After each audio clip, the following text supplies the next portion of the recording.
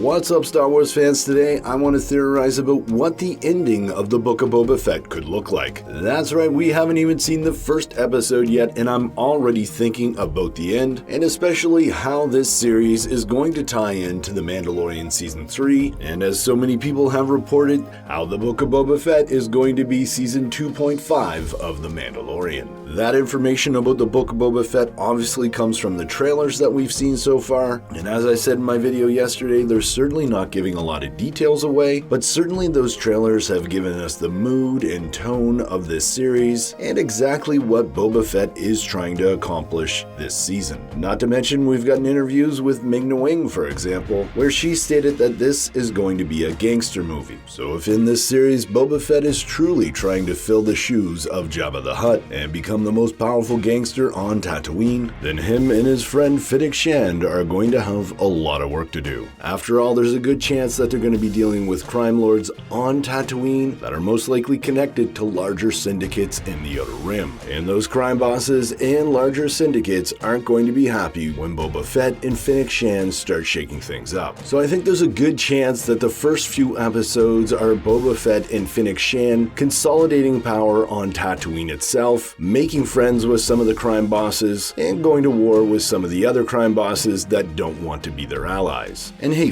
Fennec Shand is a bounty hunter that went toe-to-toe with Cad Bane in The Bad Batch Season 1, and we all know that Boba Fett can do the same after seeing him in action in The Mandalorian Season 2. So when it comes to taking on those smaller crime bosses on Tatooine, I think these two are going to have no troubles at all. But I think the massive problem for Fennec Shand and Boba Fett is going to be when those larger syndicates hear what's happening on Tatooine, and they send a large portion of their enforcers to take care of Boba Fett and Fennec Shand. I mean, don't get me wrong, Boba and Fennec are going to be able to hold their own, but they're going to need a small militia themselves if they're going to stand up to these larger syndicates. So I can certainly see them reaching out to other bounty hunters that they've worked with in the past and bringing them on as hired muscle. But in the end, that might not even be enough as well. I truly think that Boba Fett and Ming-Na Wing are going to find themselves well over their head, battling some sort of crime syndicate such as Crimson Dawn, and near the end of the season, we're going to see them reach out to Din Djarin and Bo-Katan for the help that they need. I mean, wouldn't it be absolutely amazing to see Bo-Katan and Din Djarin show up near the end of this series, rescuing Boba Fett and Fennec Shand? That, my friends, would be truly epic, especially if they were leading a group of Mandalorians. And just think about how that would make the Book of Boba Fett Season 1 like The Mandalorian Season 2.5. We would get to learn a little bit about Din Djarin and Bo-Katan and what they've been up to, but even more important than that, Boba Fett would then be in debt to Din Djarin and Bo-Katan, meaning that in the future, when they try and take back Mandalore, they could call on Boba Fett to help them out. But hey, Star Wars fans, that's my crazy speculation for today. Let me know in the comments below what you think. As always, I'm Mike, thanks for watching, and may the Force be with you.